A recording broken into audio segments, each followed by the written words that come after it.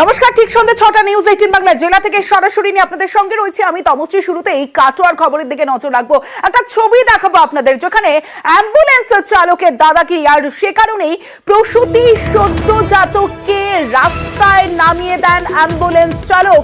এবং যে ছবি আপনারা দেখছেন সদ্যজাতকে নিয়ে, আরো একবার সেই ছবিটা আপনাদের দেখাবো। দেখুন, আবার একটা ছবি আপনাদের দেখাবো।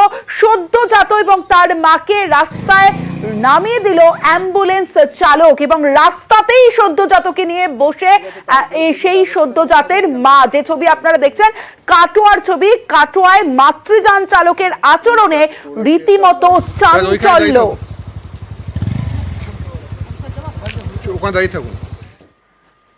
সরাসরি চলে যাবো, আমার প্রতিনিধি রণদেব রয়েছে আমার সঙ্গে। রণদেবের সঙ্গে কথা বলবো।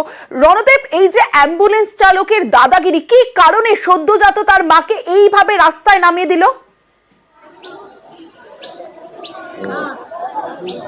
দেখো, অ্যাম্বুলেন্স চালকের যে মালিক, মানে এজেন্সির মালিক তাপস ঘোষ কিন্তু এটা বলছে যে দাদাগিরি ঠিক নয়, কারণ এটা ও ভয় পেয়ে গেছে। কিন্তু বাস্তবে যা হয়েছে সেটা দাদাগিরি হয়েছে। কেন, অ্যাম্বুলেন্স চালকের নিয়ম হচ্ছে, মাতৃযান হচ্ছে নিখরচার একটা পরিষেবা, রাজ্যের স্বাস্থ্য দপ্তর থেকে করে দেওয়া হয়েছিল। সেই নিখরচার পরিষেবা দিতে যাওয়ার কারণই হচ্ছে যদি কোনো জায়গায় রাস্তা ভেঙে যায় বা রাস্তায় জল জমে যায়, সেখান থেকেই হাসপাতাল কর্তৃপক্ষকে ফোন করতে হবে এবং হাসপাতাল কর্তৃপক্ষ বলে দেবে পরবর্তী পর্যায়ে সে কতটা ঘুরে যাবে না যাবে। এখানে একটি ঘটনা ঘটেছিল কাটোয়া করুই রাস্তায় ফোড়ে নদীর ওপরে 55 তলার কাছে সেতুতে জল উঠে গেছিল।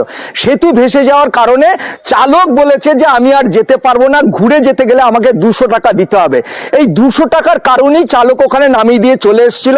যেই সংবাদ মাধ্যমের কর্মীদের মাধ্যমে যখন সুপার খবর পান, সঙ্গে সঙ্গে সুপার কিন্তু হাসপাতাল থেকেই ফোন করেন আমাদের এজেন্সি সেই গাড়ি নিয়ে কিন্তু আবার গেছে এবং সেই প্রসূতি এবং শিশুকন্যা সহ তার দিদাকে নিয়ে প্রায় 25-30 কিলোমিটার ঘুরে সেই গ্রামে, অর্জুনডিহি গ্রামে পৌঁছে দিয়েছে।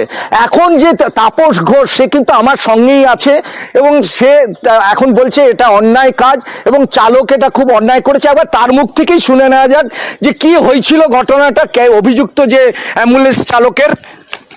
আমরা যখন ওনাকে ওনাকে বলেছিল যে ওইখানে জল হয়ে গাড়ি যাবে না, ওনাকে নামিয়ে দেবো। ওনারা বলেছিলেন ঠিক আছে, আমরা ওখান থেকে ভ্যানে ট্যানে করে ব্যবস্থা করে চলে যাবো। ওখানে গিয়ে সাংবাদিক করে সব সুপার ফুপার করে বহুত গ্যাঞ্জাম করে দিচ্ছে। আপনি মনে করেন যে এটা অন্যায় করেছে? অন্যায় অবশ্যই করেছে। টাকা চেয়েছেন কেন? টাকা চেয়েছে বলছে ঘুরে যাবো, তেল লাগবে বলে, ওই জন্য টাকা চেয়েছিল ড্রাইভার। কিন্তু হাসপাতালের নিয়মে তো তা নেই। কি নিয়ম আছে? ফ্রি পরিষেবা। এবার শুনতেই পেলে যে ফ্রি পরিষেবা, সেটা কিন্তু এজেন্সি স্বীকার করছে, কিন্তু তার চালক এই দাদাগিরিটা করেছে। এই ঘটনায় কিন্তু হাসপাতালের ভারপ্রাপ্ত সুপার সুশান্ত বরণ দত্ত আমাদের জানিয়েছেন যে এই চালকের বিরুদ্ধে অভিযোগ উঠেছে। সেই অভিযোগের ভিত্তিতে সেখানে এজেন্সিকে ডাকা হবে এবং তদন্ত করা হবে। দোষী প্রমাণ হলে কিন্তু সেখানে এজেন্সির লাইসেন্স বাতিল হবে। তমশ্রী। বেশ রণদেব।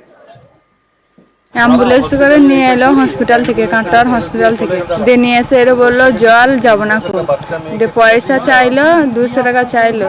আমি বললাম বেশ আগে দিয়ে আসেন, তারপরে দেবো। তা বলছে আর যাবো না খুব। তা আমরা তাহলে কাঁটা নিয়ে চলেন, একবার কাঁটা তাহলে আবার গাড়ি করবো দিয়ে যাবো। তাও নিয়ে গেল না, এ বলে এরই নামিয়ে দিল। নামতে চাইছি না, আমাকে সেই তাড়াতাড়ি বলছে নামো, শিগগিরই নামো, এই বেশি আর যাবো না। আমার কাছে পয়সা চাইলো, আমি বলছি এখানে মাঝ রাস্তায় নামিয়ে দিলে তুমি পয়সা কোথা পাবো? আমার কাছে একটাও পয়সা নাই। আমি এইখান থেকে আমার কাছে মাত্র 50টা টাকা আছে। তবে ভারপ্রাপ্ত সুপার সুশান্ত বরণ দত্ত তিনি বলছেন অবশ্যই যেটা হয়েছে সেটা খারাপ হয়েছে, অবশ্যই তদন্ত করা হবে। এটা তো অবশ্যই গুরুতর অপরাধ। কারণটা হচ্ছে মা বাচ্চা শুধু নয়, কোনো অসুস্থ মানুষকেও যদি আমরা নির্দিষ্ট গন্তব্যস্থানে পৌঁছে দেওয়ার কথা বলি হসপিটালের তরফ থেকে, তাহলে সেই ড্রাইভারের উচিতই হচ্ছে তাকে যে রাস্তা দিয়ে নিয়ে গেলে পৌঁছানো যাবে সেই রাস্তা দিয়ে নিয়ে যাওয়া উচিত। এই ব্যাপারে আমরা এনকোয়ারি করছি।